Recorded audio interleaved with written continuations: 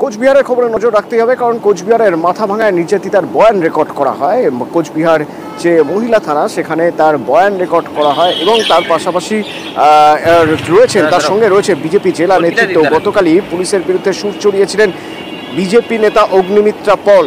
পুলিশের বিরুদ্ধে তদন্তে গাফিলতির অভিযোগ তুলেছেন। আজ থানায় মহিলার বয়ান রেকর্ড করা হচ্ছে। আমার সঙ্গে শুভঙ্কর রয়েছেন ফোনে, আরো বলতে পারবেন শুভঙ্কর?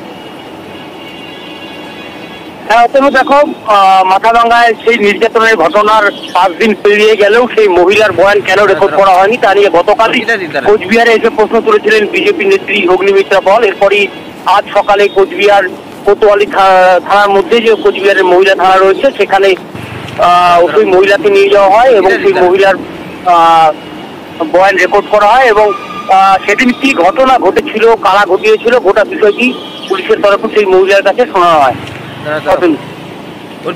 নির্যাতিতার বাড়িতে যান জাতীয় মহিলা কমিশনের সদস্যরা। জাতীয় মহিলা কমিশনের সদস্যরা ওই নির্যাতিতার বাড়িতে যান। কি কথা হলো সেখানে, আর কারা ছিলেন সেখানে? রাজেশ প্রতিনিধি আমার সঙ্গে রয়েছেন, বলতে পারবেন রাজেশ?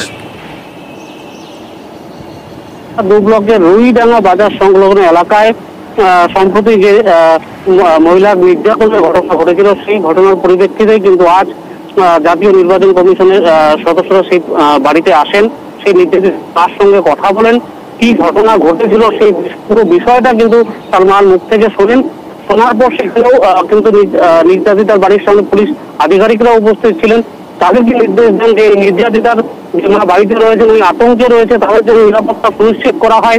সেই বিষয়টি যেমন বলেন, তেমনি পাশে থাকার আশ্বাস দিয়েছেন এবং সেই মহিলার যেন কোনো রকম যেন সমস্যা না হয়, পুলিশ আধিকারিকদের সেই বিষয়টিও দেখার কথা জানিয়েছেন এবং জাতীয় কমিশনের সদস্যদের সঙ্গে কথা বলে আশ্বস্ত হয়েছেন ওই নির্যাতিতার মা, এমনটাই আমাদের জানিয়েছেন।